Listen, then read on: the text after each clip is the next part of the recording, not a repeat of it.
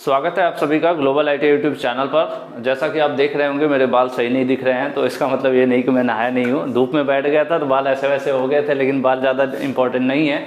हम लोग आज जो है एम्प्लॉयबिलिटी स्किल के आगे के क्वेश्चंस को जो है सॉल्व करेंगे। इसके पहले के जो हमने पार्ट 9 तक आपको करवा दिया है, आज पार्ट 10 है। और ये जो क्वेश्चंस हैं ये ITI सेकेंड ईयर सभी ट्रेड के कैंडिडेट्स के लिए हैं। ठीक है, आप किसी भी ट्रेड से हैं, ITI सेकेंड ईयर में हैं आप, तो आपको ये ज़रूरी है, मतलब आपको पढ़ना इसको चाहिए। और दूसरी चीज़ के इसके जो PDF हैं वो इस वेबसाइट पर मिल जाएंगे www.globaliti.org। इसके अलावा अदर सब्जेक्ट के भी PDF यहाँ पर उपलब्ध हैं। ठीक है, तो ज़्यादा समय न लेते हुए हम लोग आगे क्वेश्चंस को सॉल्व करते हैं।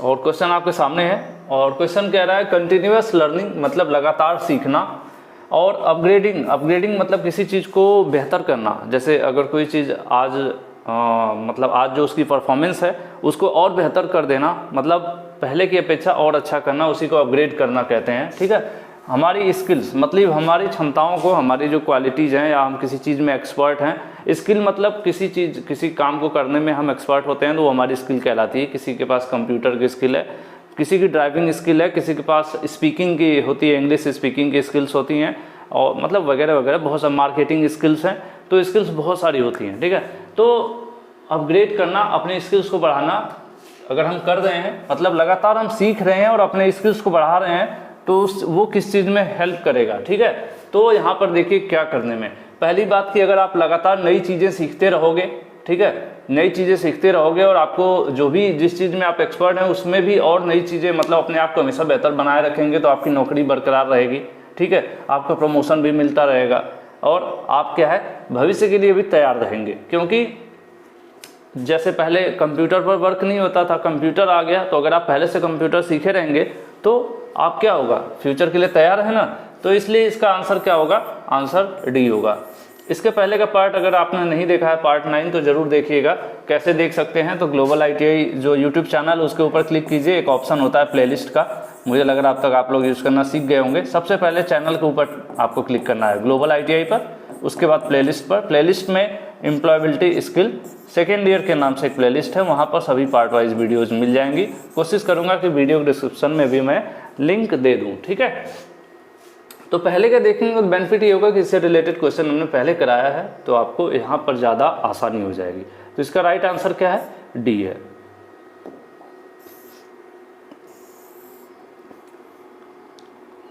चलिए नेक्स्ट है क्वेश्चन आपके सामने। New technologies had change the way of work. नई टेक्नोलॉजी जब आई तो इन्होंने काम करने के तरीके को बदल दिया, जबकि इन रिस्पेक्टिव ऑफ जॉब, ठीक है, लर्निंग न्यू स्किल्स, ठीक है, new skills is important to work in a efficient manner. ठीक है, इफिशियंट मतलब सही तरीके से। ठीक है, तो यहाँ पर ये 3 सेंटेंस है, इसी तरह से रहेंगे।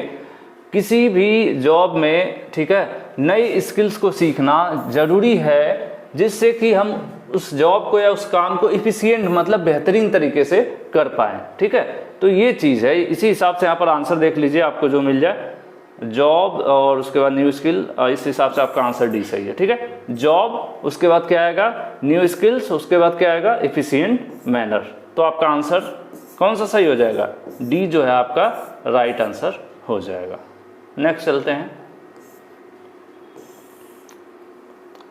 नेक्स्ट है आपके सामने, a person who learns new things related to his her career is up to date with latest industrial development. Career मतलब आप जो भी रोजगार, आजीविका या नौकरी जो आपकी है, ठीक है, उससे रिलेटेड आप नई चीज़ें सीखते रहते हो। ठीक है, और उससे अप टू डेट रहते हो। जो भी इंडस्ट्रीज में, मतलब फैक्ट्रीज में, कंपनीज में जो भी डेवलपमेंट हो रहा है उसके साथ आप क्या रहते हैं, अपडेट रहते हैं। तो उसको क्या कहेंगे, ठीक है, एक minute. A person who learns new things related to his job career, जो भी कह लीजिए, and he is up to date with the latest industrial development, उसको हम कहते हैं ग्रोथ माइंडेड। ठीक है, ग्रोथ माइंडेड, ऐसा माइंडसेट। ठीक है, माइंडसेट है, माइंडेड मैंने बोला, मतलब ऐसा व्यक्ति जिसके दिमाग में विकास हो, मतलब विकास की तरफ जाना है। अगर आपके दिमाग में ग्रोथ है अंदर से कि मुझे आगे बढ़ना है, ठीक है, ऐसा आपने माइंड सेट कर लिया है, मूड बना लिया, माइंड सेट मतलब मूड बना लिया आपने कि मुझे ग्रोथ करना है, तो ग्रोथ करना है तो आप क्या करोगे, देखोगे कि इंडस्ट्री में किस फील्ड में अपॉर्चुनिटी है और मुझे क्या सीखना है, क्या नई टेक्नोलॉजी आई है। तो वही सब चीज़ें हैं कि आप अपनी जॉब या अपनी करियर में जो नए बदलाव आ रहे हैं उसको आप सीख रहे हैं, और जो इंडस्ट्रीज में अप टू डेट इस समय इंडस्ट्री में क्या नया आया है उसकी भी आपको जानकारी है, आप उसके साथ भी अप टू डेट है पूरा, ठीक है। जैसे विंडोज 10 आ गया, तो ऐसा नहीं कि आप कंप्यूटर जानते हैं चलाना और आपको 7 चलाना आता है लेकिन 10 नहीं आता है, तब आप अप टू डेट नहीं कहे जाएंगे, आपको 10 भी चलाने आना चाहिए, तो क्या होगा, आप अप टू डेट कहे जाएंगे। तो ऐसे में इसको क्या कहा जाएगा, इसको ग्रोथ माइंडसेट कहा जाता है, ठीक है, कि आप क्या है आगे बढ़ने की प्रवृत्ति वाले हैं, या आपका जो मानसिकता है वो क्या है, आगे बढ़ने की है, ठीक है। तो ये चीज़ सबके अंदर होनी भी चाहिए, क्योंकि आजकल बहुत कंपटीशन का दौर है, आप किसी मामले में पीछे होंगे तो लोग आपको पसंद नहीं करेंगे इंडस्ट्रीज में, ठीक है। A person who does not take necessary step to learn new skills, जो लोग नई स्किल्स नहीं सीखना चाहते हैं, ठीक है, कोई ज़्यादा ज़रूरत नहीं समझते हैं, नई स्किल्स को नहीं सीखते हैं, ठीक है, जबकि इवन मतलब जबकि उन थ्रेट खतरा है उनकी नौकरी खोने का, ठीक है। बहुत से लोग ऐसे होते हैं, जैसे कि बहुत से बच्चे भी ऐसे होते हैं, क्या कहते हैं, कसम खुदा की फेल हो जाएंगे लेकिन पढ़ेंगे नहीं, ठीक है। तो कुछ लोग ऐसे भी होते हैं, स्टूडेंट भी होते हैं कि यार ऐसे ही पास हो जाएंगे तो हो जाएंगे, लेकिन अगर पढ़ के पास होना होगा ना तो ITI नहीं करेंगे, इस कॉन्सेप्ट के भी लोग होते हैं। तो वही कह रहे हैं कि कुछ ऐसे भी लोग होते हैं जो लोग, उनको नई चीज़ें सीखनी चाहिए फिर भी नहीं सीखते हैं, जबकि उनकी नौकरी जा सकती है। अगर नई चीज़ नहीं सीखें तो उससे उनकी नौकरी पर खतरा है, उनको निकाला जा सकता है, फिर भी कहते हैं नहीं यार हम नहीं सीखेंगे, ठीक है। जैसे कि अगर बहुत लोगों में बोलता हूँ यार पढ़ लो, इतना हम लोग चिल्लाते हैं लेकिन फिर भी नहीं पढ़ते हैं लोग, ठीक है।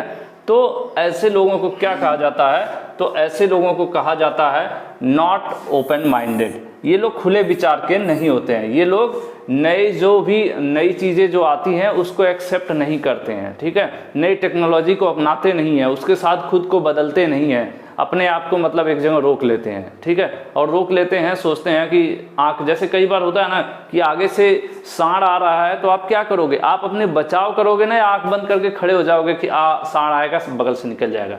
कुछ लोग इस प्रवृत्ति के होते हैं, और कुछ लोग होते हैं हाथ पैर मारते हैं और सोचते हैं कैसे मैं किधर भाग जाऊँ कि उससे बच पाऊँगा, ठीक है। तो ये चीज़ है, तो वही फिलहाल यहाँ पर है ये चीज़। फिलहाल सांड वाण नहीं आ रहा है, ठीक है। चलिए एक एग्जांपल देने की कोशिश करता हूँ जिससे बेहतर समझ में आपको।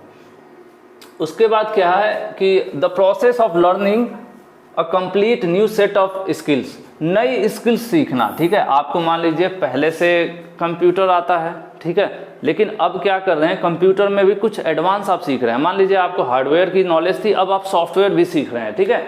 तो उसको क्या कहेंगे भाई, नए तरीके की जॉब को, नए काम करने के लिए नई स्किल्स को सीखना, उसको क्या कहते हैं। यहाँ पर लिखा है अलग प्रकार का कार्य करने के लिए कौशल मतलब स्किल के एक बिल्कुल नए सेट को सीखने की प्रक्रिया को क्या कहते हैं। ये कल भी आया था, इसको क्या कहते हैं, स्किल्स को अप करना, बढ़ाना, अप स्किलिंग, ठीक है, अप स्किलिंग कहलाता है। नया, अगर आप नई स्किल सीख रहे हो, नए स्किल्स को सीखना हो, ठीक है, या कुछ और स्किल्स को आप बढ़ा रहे हो तो उसको हम कहते हैं अप स्किल्स, ठीक है। यहाँ पर आप देख लीजिए, यहाँ पर आपका पहला ही आंसर सही है, अप स्किलिंग, ठीक है। अब आगे बढ़ते हैं। आज के सेट में क्वेश्चन कम मिलेंगे आपको क्योंकि इससे रिलेटेड क्वेश्चन कम थे। पेज वाइज चलते हैं, जहाँ तक जहाँ पेज में जितने होते हैं उस हिसाब से हम लोग पिक कर लेते हैं।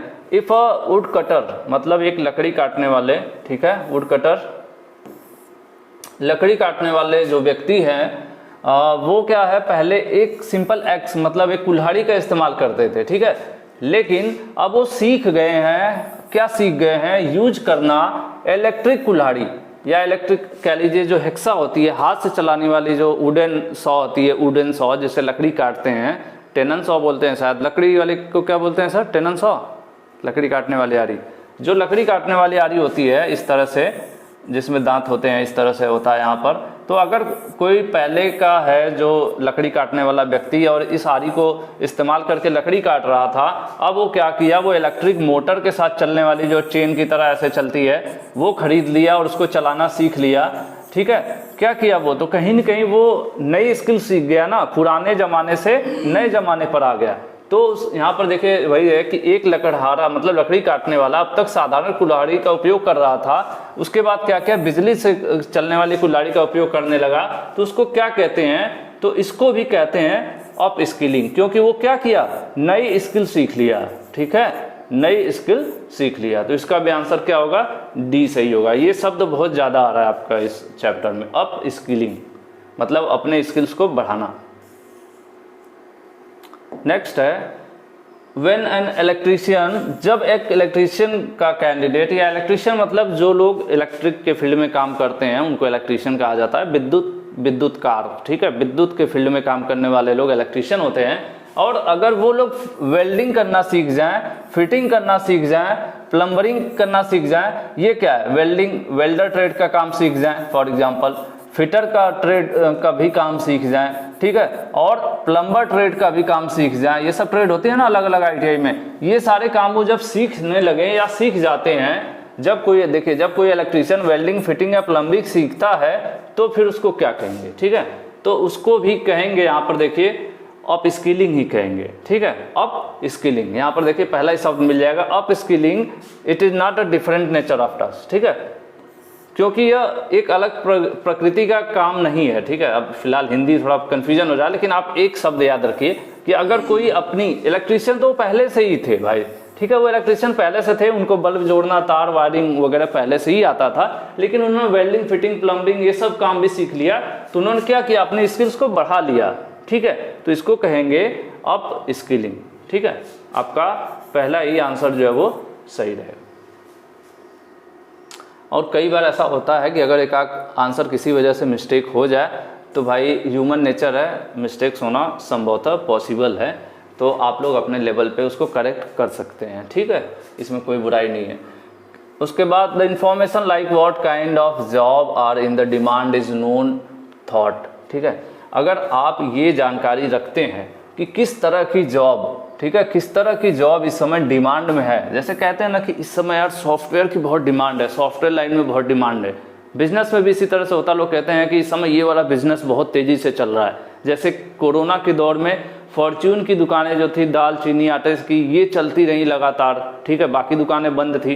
तो मार्केट में क्या डिमांड है उसकी जानकारी रखना, उसको क्या कहते हैं। ठीक है, अब इसको यहाँ पर हमें देखना पड़ेगा किस प्रकार की, एक minute, information like what kind of job are in the demand is known as economy of world, market trend based on economy, pre computer era. ये सब से मतलब नहीं है, ये आपका करियर से मतलब है। ठीक है, अगर आप करियर अपने आजीविका के प्रति सजग हैं, ठीक है, यही आपका आंसर होगा।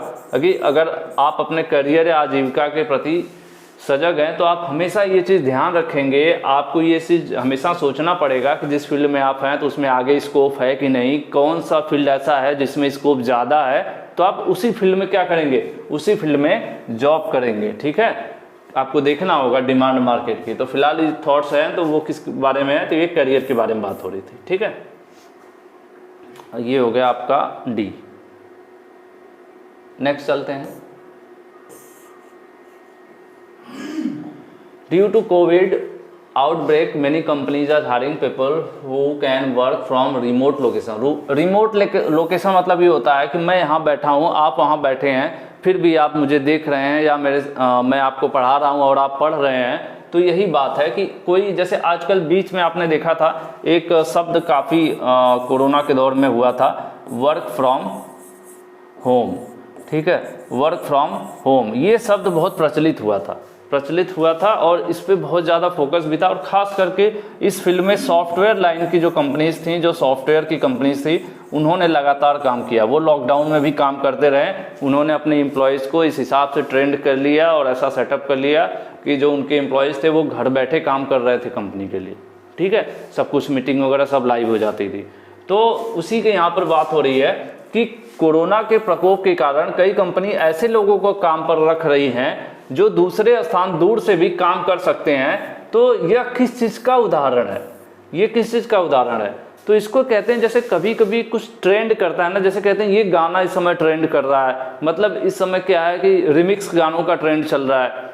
कपड़ों का होता है ना, जैसे शादियों में कहते हैं इस समय कुर्ता पजामा का ट्रेंड चल रहा है, कभी क्या है सूट का ट्रेंड चलता था, कभी शेरवानी का ट्रेंड चलता है, मतलब बदलाव होता रहता है हर चीज़ का, कभी न कभी एक दौर आता है, ठीक है। तो उसी से रिलेटेड यहाँ पर है। तो यहाँ पर आपको देखना पड़ेगा आंसर, यहाँ पर आपका पहला ही आ जाएगा, जॉब पहला आंसर सही हो जाएगा, इसलिए कि मार्केट का जो ट्रेंड है, ठीक है, एक पर्टिकुलर पॉइंट पर, पर्टिकुलर पॉइंट ऑफ टाइम, मतलब एक समय के दौरान जो मार्केट का ट्रेंड है उस समय क्या चल रहा था। तो उस समय कोरोना के दौर पे कौन सा ट्रेंड चल रहा था? वर्क फ्रॉम होम चल रहा था। तो ये किस चीज़ का एग्जाम्पल हुआ? किस चीज़ का एग्जाम्पल हुआ? इसी चीज़ का एग्जाम्पल हुआ कि एक विशेष समय पर किसी परिस्थिति पर नौकरी यानी जो मार्केट है उस समय क्या मतलब प्रवृत्ति, मतलब क्या चल रहा है, क्या ट्रेंड चल रहा है, ठीक है। फिलहाल इसका आंसर ए सही होगा, क्योंकि उस दौर में, कोरोना के दौर में ये वाला ट्रेंड चल रहा था वर्क फ्रॉम होम का, ठीक है। तो इसलिए यहाँ पर भी आपका पहला आंसर सही होगा, बाकी इनसे आपका कोई लेना देना नहीं है, ठीक है।